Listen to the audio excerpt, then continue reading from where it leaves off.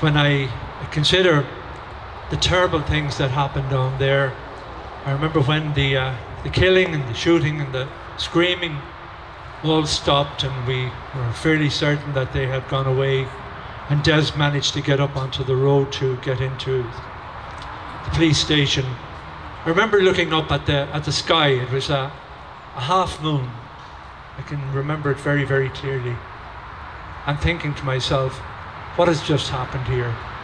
When I consider the awful, awful things that I saw down there, I was here for almost an hour crawling around between the bodies of our lads and the body parts of the unfortunate men who blew themselves up.